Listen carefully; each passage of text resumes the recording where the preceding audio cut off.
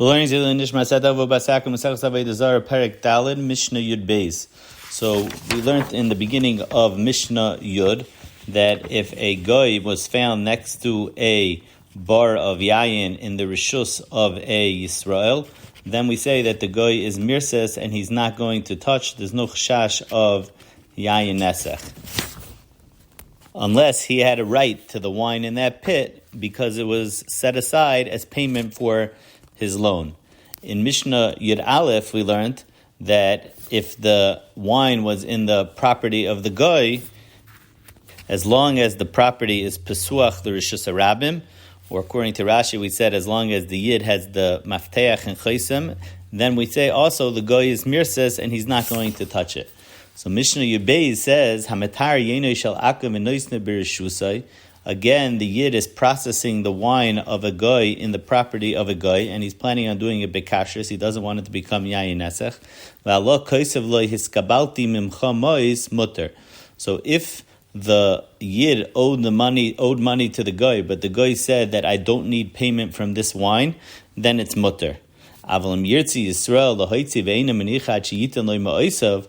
But if the yid wanted to take the wine, and the guy says, I'm not letting you take the wine until you pay me, so then that is wine that's meshubed to the guy. Then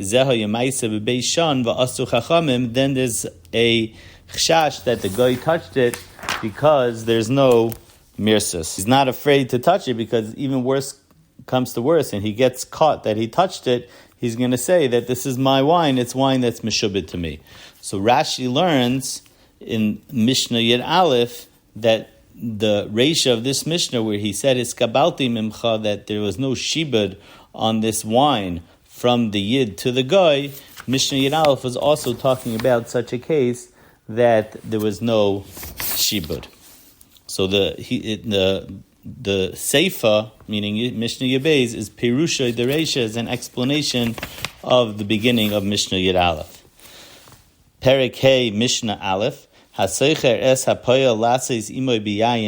a goy hires a yid to work with his yayin nesech, and the Gemara asked it as a shaila, what would be if it was stam yayin, it wasn't yayin nesech, and the Gemara says it would be the same halacha.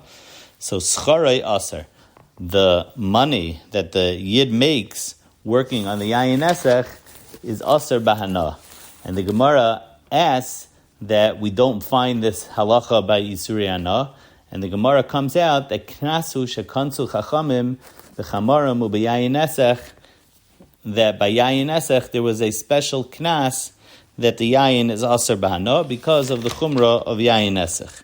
However, sachre lasis imay melacha acheres, if the guy had hired the yid to do another job, not to work with the yayin nesech, even though he also asked him to do this favor, to move the wine, yayin nesech, from place to place, scharei mutter, in that case it will be mutter. And the Gemara asks that there's a brisa that says, like this Mishnah, that it's mutter, but dafka in a case of the tusei erev, which means that he was hired for one job, he already finished that job, the guy already had to pay the yid his schar for the main job, and now afterwards, litusei erev, at night, he asked him to do another thing and move the wine. So in that case, it's clear that the payment that he's getting is not for moving the yayin nesech. So the Gemara says, two terutzim. Abaye says, our Mishnah is also talking about that. Our Mishnah is also talking about litusei erev. When he told him, haver li chavesh shel yayin nesech mimakom, move the wine for me, it was talking about after he already finished his main job. And Rava says that our Mishnah is talking about that he was getting paid each barrel to move, he was getting paid a pruta. So if there were 100 barrels, he said, every barrel you move, I'll pay you a pruta. And how does that help? So now, for the moving the chavis of the yayin nesech, either he's not allowed to take the schar for that, or the money, that pruta that he gets for that money, Rashi says, shadi pruta l'nar, he'll throw it into the nar. But if he told him that I'm paying you as a general price, move these 100 barrels for 100 prutas, so then until he moves all the barrels, he doesn't have a right to any schar, so then the schar he gets is going to be aser. Similarly, the Mishnah says, Hasecher sechamor lahavi aleh yayin nesech. If a goy rents a donkey or our day and age, it would be that the guy goes to a Jewish rental car and says, I want to rent your car, lahavi aleh yayin nesach, with intent to transport my yayin nesach, scharai aser. So any schar, the rental that the yid is getting from the goy for renting him his chamar, that rental is aser bahana.